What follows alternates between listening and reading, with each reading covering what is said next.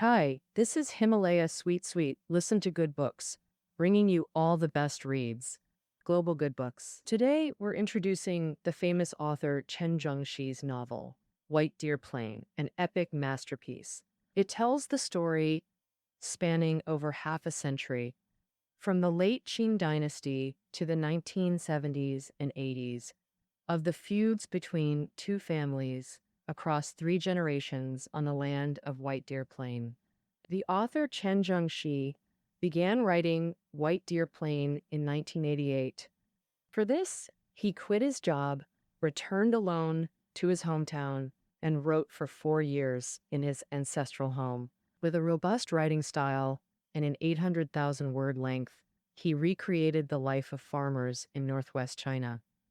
Oh, written with grandeur, it thrilled readers and lifted the spirits of the entire Chinese literary world. 4 years after completing the novel, he deservedly won the fourth Muldoon Literary Award. For a work as long as White Deer Plain, it's hard to summarize its entire meaning in one sentence. But in an interview, author Chen Zhongshi surprisingly stated the core meaning of this book. I already summarized it in one sentence at the start. The quote from the famous writer Balzac: "A novel is considered the secret history of a nation." So the author believes White Deer Plain captures the history of our Chinese nation. And this statement is worth deep examination. Why did Chen Zhongxi position White Deer Plain as a secret history of the nation, instead of calling it ordinary national history? First, let's see what characteristics a secret history has. Generally, at least 3 points. First, it's internal, not external. Things like dynastic changes or winners and losers are obvious from the outside, so there's no secrecy to discuss. In White Deer Plain, the internal portrayal of this secret history is shown in the patriarchal clan system, which we'll focus on later. Second, a secret history must be at the spiritual level, not superficial. Superficial things are just illusions. Only what touches the heart can be called a secret. This is mainly reflected in the characters in the novel, that deep sense of loneliness. Third, a secret history often includes strange tales, hidden, unknown, or bizarre plots, which usually can't appear in official histories. In White Deer Plain, this aspect is mainly reflected in those captivating ghost stories. All right, now let's start from these 3 points and gradually unveil the veil of this epic masterpiece, White Deer Plain. First and foremost, White Deer Plain, as a national secret history, is a family history that fully embodies the patriarchal clan system. If a nation's history is written from an external perspective, it might appear as political, warlike, economic, or cultural. But White Deer Plain records a family's history from within, using this familial approach to reflect the internal changes of the entire society. Actually, reflecting the whole society through a small group isn't rare in novel writing. Ancient China had Dream of the Red Chamber, and abroad there's 100 Years of Solitude. These classics use the same approach. So, what makes the family history depicted in White Deer Plain different? We Chinese people have long had the saying that family and nation are one. The family system in our country has a deep-rooted history of thousands of years. Even today, many families have their own ancestral halls where the clan genealogy is enshrined. There are many novels in modern literature that explore themes of traditional large families and the patriarchal system, but most criticize the backwardness of this system. Often, the themes depict the younger generation breaking free from the family cage towards freedom, but works that positively and meticulously examine the family system itself are rare. It seems everyone avoids touching the core of this behemoth, but White Deer Plain is different. If we unfold White Deer Plain, it's almost like a genealogy, praising no one and condemning no one. This book lays out the true living state of our nation before the readers. So, how does White Deer Plain as a genealogy manifest the patriarchal system? He selects two households on White Deer Plain as microcosms, using their stories to narrate it to us. Before the main characters appear, let's first understand the setting where the story takes place. The place name White Deer Plain wasn't created out of thin air by the author. It's located near Lantian County in Shaanxi province, and the author Chen Zhongshi himself is a native of White Deer Plain. This book tells the story of his own hometown. The place name White Deer Plain is quite intriguing. A white deer is a white deer. As a sacred animal, it represents the spirit of this region. To put it simply, the white deer is the mascot of this region, and a yuan refers to a unique landform typically found in China's northwest, where soil erosion creates elevated plateaus with steep sides and flat tops. Yes, this land holds deep emotional significance. He said the historical evolution on this land is completely synchronized with modern Chinese history.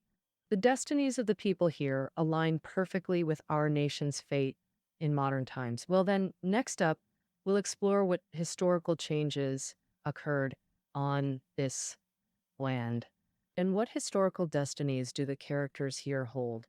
The novel describes a village on White Deer Plain called White Deer Village with two major clans, Bai and Lu, their surnames derived from white and deer. The key figures are Bai Jiaxuan and Zilin. They represent two archetypes of Chinese farmers and are crucial roles in the patriarchal clan system. Bai Jiaxuan is the clan leader. What kind of official is a clan leader? A clan leader differs from a village head. The modern village head concept emerged after the nation's founding, while clan leaders date back to the Zhou dynasty. Generally, a natural village forms a clan, and most such villages are named after surnames. For example, Zhang Village or Wang Village. Our White Deer Village has two surnames but still forms one clan. On White Deer Plain, Bai Jiaxuan embodies the supreme power and moral standards of the patriarchal clan system. Whenever he appears in the village lanes, women breastfeeding their babies in public get frightened and dash back inside. No wrongdoer escapes the clan leader's harsh punishment. Bai Jiaxuan's lifelong pursuit is two virtues, benevolence and righteousness, building ancestral halls, founding schools, and educating future generations.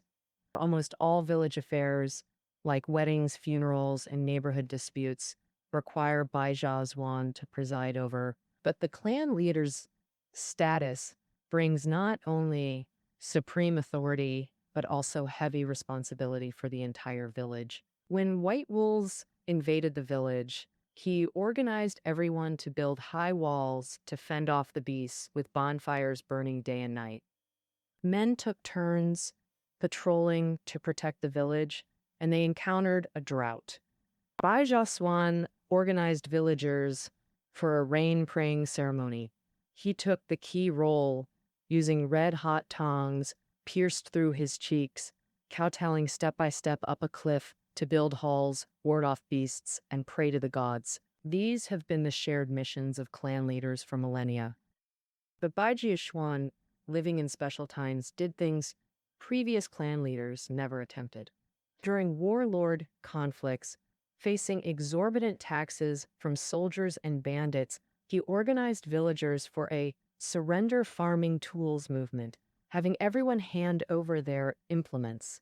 Later, during the First Revolutionary Civil War, as clan leader, he was first to be captured and publicly paraded, showing no fear or retreat.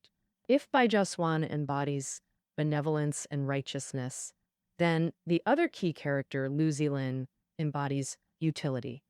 Zilin's position was the village covenant officer of White Deer Village. What kind of official is that? Actually, he was a village-level administrator appointed by the Republican government. Administratively, the village covenant officer outranked the clan leader. But in the traditional patriarchal society, the covenant officer still answered to the clan leader. As for Zilin's family, As White Deer Plains' second most powerful family, their feud with the Bai family never ceased since ancestral times. In film adaptations, Zilin is portrayed as a despicable villain, but in the original novel, the author doesn't draw such clear lines between good and evil for these families. Of course, Zilin in the novel is no saint. He instigated a woman villagers saw as promiscuous to seduce Bai Jiaxuan's eldest son, Bai Jiaxuan, then exploited their misfortune to buy and destroy the Bai house. He hoarded grain during famines. After the nationalist government formed, he willingly became their lackey, single-mindedly seeking to expand his property and land. Scheming nearly consumed his entire being. Zilin's misdeeds make people hate and despise him, yet he's not utterly wicked either.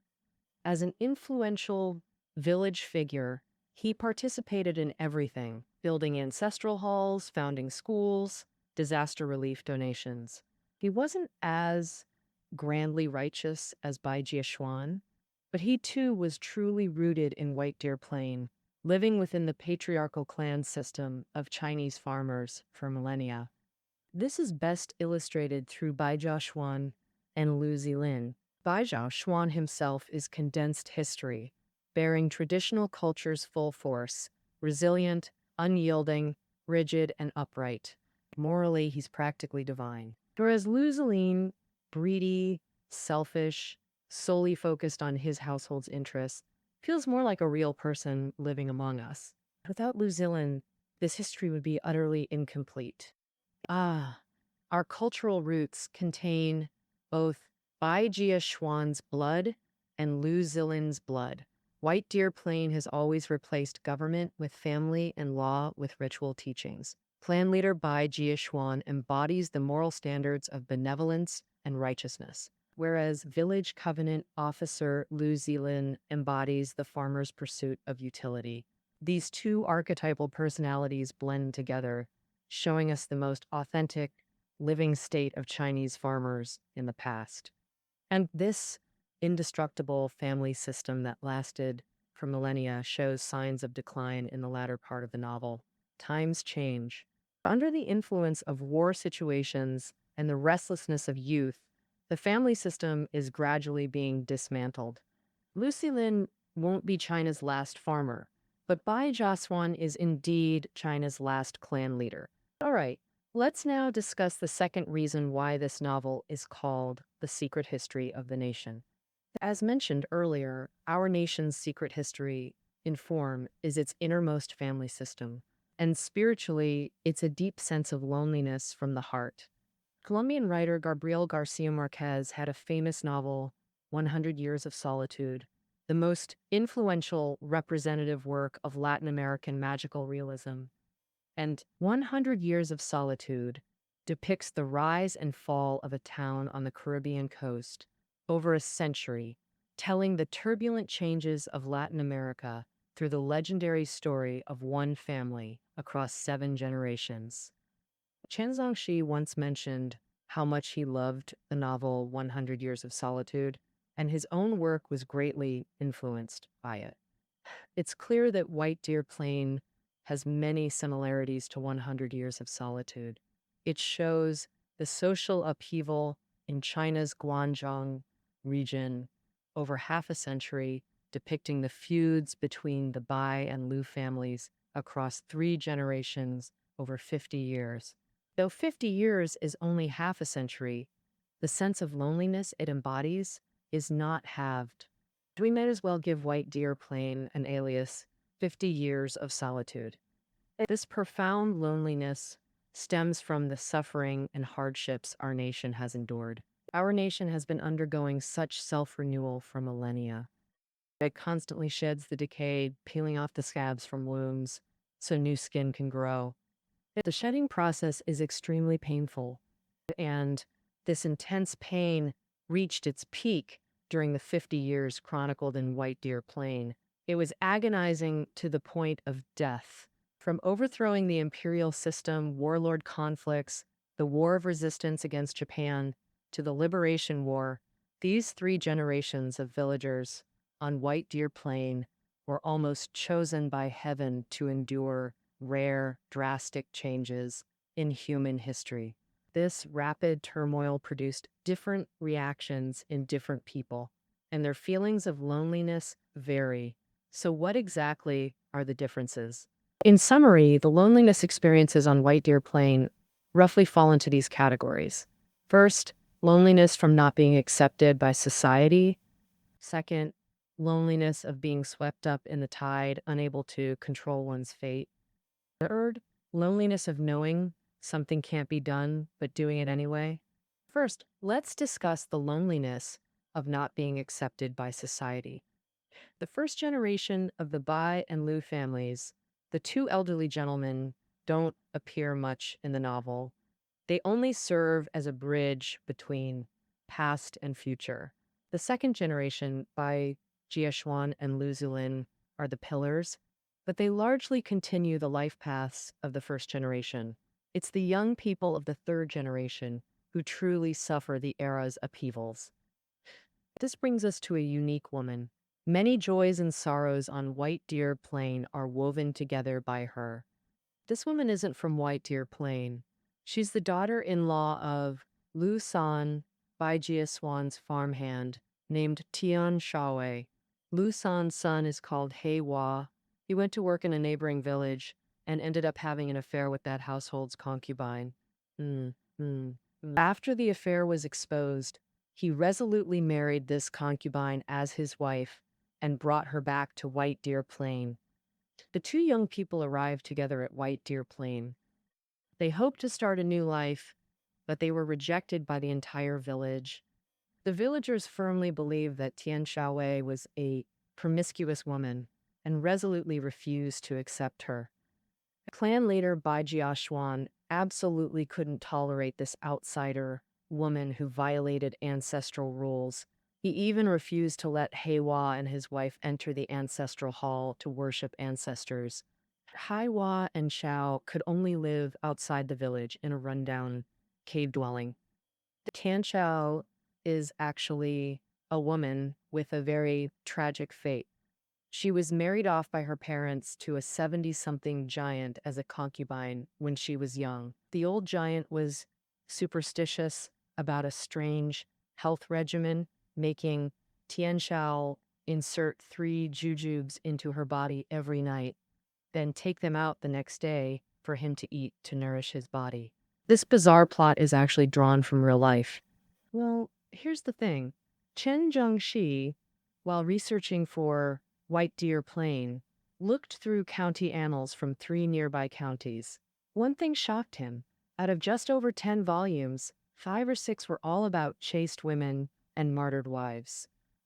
Most of the records were like this. For example, a woman from so-and-so village, married at 16, had a child at 17, lost her husband at 18, then spent her whole life serving her in-laws and raising kids until she died. Chen Zhongshi said, with deep sorrow, that these women used their entire lives just to earn a tiny spot in the county annals. In just a few centimeters of space, he had to create a different Tan Shaowei to rebel against this cruel marriage system, standing in for all those countless chaste women. All right, back to the novel story. Tian Shaowei, who escaped that perverted old giant, didn't end up living happily ever after. Later, the rebellious Heiwa went with the times and was the first in the village to organize a peasant movement, setting up a massive peasant association, but it was quickly suppressed.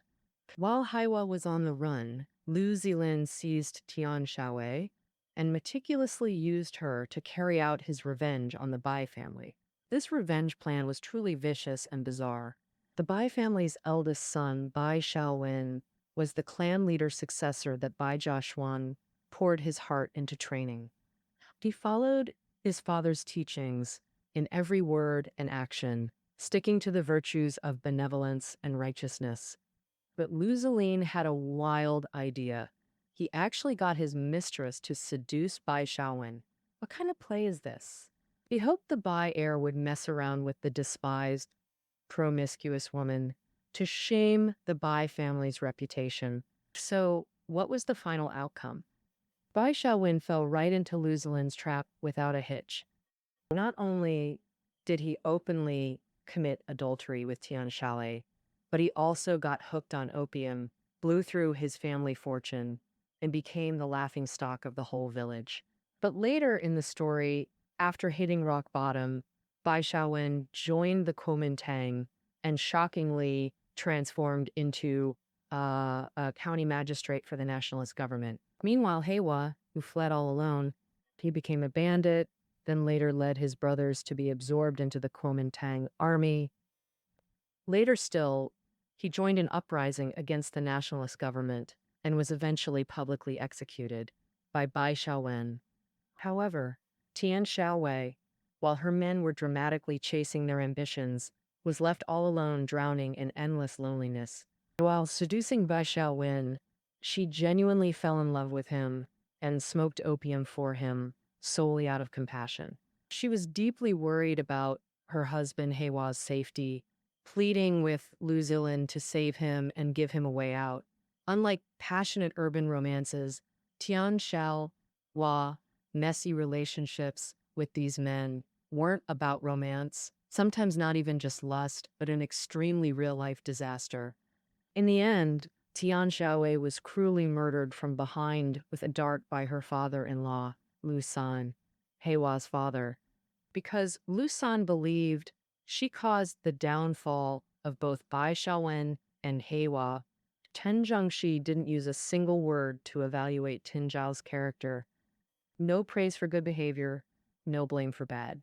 Only that he wrote, after Tian Shaowei's death, the largest plague broke out on White Deer Plain, nearly wiping out the entire White Deer village. Lu San, who killed Tian Shalai, was possessed by her and ended up mentally deranged. Clan leader Bai Jiaxuan ordered people to burn Tian Shao's decomposed body. The fire raged for 3 days and nights without extinguishing. The villagers built a tall tower on Tian Shaowei's ashes to suppress her, attempting to prevent her from ever being reborn. Why did this ordinary woman, who never killed or set fires, deserve such cruel treatment? This is Tian Shaowei's loneliness, a solitude where she wasn't accepted by anyone while alive, and not even in death. Truly tragic to the core. And like Tian Shaowei, the second type of loneliness we'll discuss might be more abstract.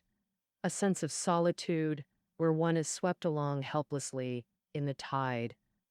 Among the descendants of the Bai and Lu families, the most dramatic story involves 3 other young people.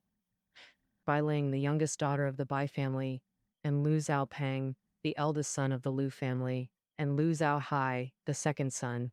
The second type of loneliness is embodied in these 3 people. While studying in the city, Bai Ling and Lu Zhaohai participated in student activities together, fell in love, and both decided to serve their country. They believed both the Kuomintang and communist parties were striving to save the nation, so they simply tossed a coin to decide which one to join. In the end, Lu Zhaohai joined the Communist Party and Bai Ling joined the Kuomintang, but things didn't unfold as the 2 young people expected. Soon the political situation changed.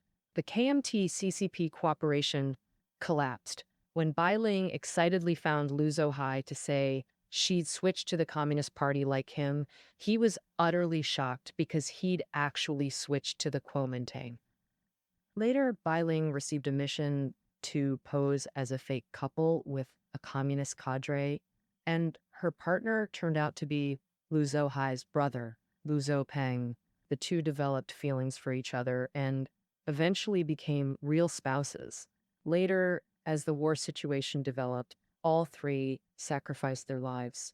All 3 young people cherished love for their homeland and yearning for beautiful romance. But in the chaotic times, they went from lovers and brothers to enemies, like 3 waves forcibly swept into different channels by rushing rivers. Unable to gain each other's understanding, this helpless loneliness followed them to their graves. Finally, we discuss the third type of loneliness in the novel, a special, subtle emotion embodied by a detached character. Mr. Zhu, teacher at White Deer Academy, who belongs to neither family. Through him, we experience a unique emotion, the loneliness of knowing something is impossible, yet doing it anyway. Chen Zhongshi said all characters in White Deer Plain are fictional, except Mr. Zhu, who has a real prototype. The last inheritor of the Confucian Guanzhong school. Based on Master Nu Zhuolian, Mr. Zhu is a Confucian scholar who cares about people's suffering, the embodiment of orthodox Confucianism on White Deer Plain.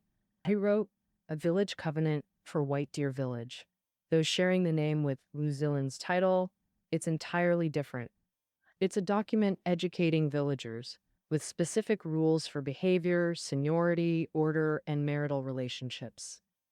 Though over half of White Deer villages were illiterate and couldn't read the covenant's text. And this strong order and norms were passed down through generations, becoming customary in every household. Mr. Zhu also undertook an important task, compiling White Deer Plains County annals. He poured his heart into this work, even requesting the annals be buried as his pillow after death. While Mr. Zhu's prototype is Confucian scholar Neo Zhaolian of Guanzhong, actually, we can also see the author Chen Zhongshi's own reflection in him. Later, when Japanese troops reached the Tong Pass area, Mr. Zhu actually gathered 7 other elderly scholars who were compiling the county annals, packed their bags, and prepared to go to the anti-Japanese front lines. With society collapsing, village children were going to cities for modern education, and chaotic villagers no longer obeyed the village covenant. In the chaotic warlord era, the government didn't care at all about compiling county annals. And 8 elderly scholars going to the front lines would certainly make no difference. But Mr. Zhu persisted in doing what he knew was impossible. This heroic solitude needed no other's approval, only a clear conscience. Tian Shaowei wasn't accepted by society. Bai Ling and the Liu brothers were swept along by circumstances. Ultimately, these were externally imposed lonelinesses, while Mr. Zhu's solitude came from within, self-created. Above, we've discussed the second aspect of why White Deer Plain is a secret history, the deep loneliness within characters. All right, finally we come to the third reason why it's called a secret history, those captivating ghost stories in the book. Although this novel contains many supernatural tales, Chen Zhongshi was a realist writer. How realistic was he? For example, he set a rule for himself: only describe natural scenery he'd personally witnessed. Otherwise, he wouldn't write it. Chen Zhongshi lived in northwest China, so his novels frequently feature the Loess Plateau and Wei River Plain landscapes, while he absolutely refused to describe oceans or deserts. But his realism wasn't absolute. Metaphor and symbolism are skillfully used in his novels, yet in a very earthy way. So when we look at the entire novel, we see absolute reality blended with partial fantasy, not conflicting, but enriching these originally plain stories, making them fuller and more vivid. For example, the legend of the white deer itself is unrealistic. White Deer Plain got its name from a magical white deer. Whenever the white deer appeared on this land, crops flourished, wolves and pests vanished, and even paralyzed patients could rise to cook. For example, after Tian Shaowei's death, her spirit possessed Lu San, causing him to act abnormally. Wu San's wife and Bai Jiaxuan's wife, while dying, were also possessed by Tian Shaowei, accurately describing her murder scene. More bizarrely, after Tian Shaowei's body was burned, it attracted tens of thousands of butterflies, more enigmatic than any Disney animation. We must admit, many techniques in White Deer Plain are influenced by magical realism in 100 Years of Solitude, but Chen Zhongshi firmly opposed categorizing his novel as magical realism. He believed Chinese folk ghost stories differ fundamentally from magical realism. Actually, supernatural legends on White Deer Plain existed for millennia before magical realism reached China. For instance, ghosts in Pusanling's strange tales from a Chinese studio are uniquely Chinese, neither magical nor pure superstition, but rooted in deep cultural psychology. Deep in our national psyche, no matter how science advances, we retain belief in the mystical. These emotional elements defy scientific explanation. In White Deer Plain, this manifests as villagers' reverence for spirits. For example, once the despised Tian Shaowei became a ghost, villagers knelt terrified before her grave, their attitudes shifting 180 degrees overnight as if suddenly recognizing her injustice. Moreover, Chinese spirits differ from Latin American magical ones by being deeply grounded. Every spirit on White Deer Plain has human emotions, not aloof or unfathomable. When Bai Ling and Mr. Zhu died, both transformed into white deer, entering loved ones' dreams. Tian Shao's spirit lingered to plead her suffering and injustice to villagers. Spirits communicate with the living, not terrifying but intimately close to people's hearts. Although these spirits have powers beyond ordinary people, they share the same moral judgments as humans. Gods praise the good, while ghosts punish the wicked. The cycle of heavenly principles and karma. This is the most down-to-earth spiritual belief of Chinese farmers. So, from the above 2 points, it's clear that Chen Zhongshi is a realist, and the ghost stories in White Deer Plain aren't magical realism, because these spirits are not only revered, but also intimately connected to people. They're the most down-to-earth kind of spirits. All right, we've pretty much covered the main stories of White Deer Plain. Through ordinary lives, White Deer Plain vividly and meticulously portrays the gradual collapse of the Chinese family system, using family history to reveal the secret history of the Chinese nation. In this secret history, we see the most authentic living conditions of Chinese farmers and the deep sense of loneliness from the soul of our nation. All right, that concludes our interpretation of White Deer Plain. Transcript notes are below the audio. See you tomorrow.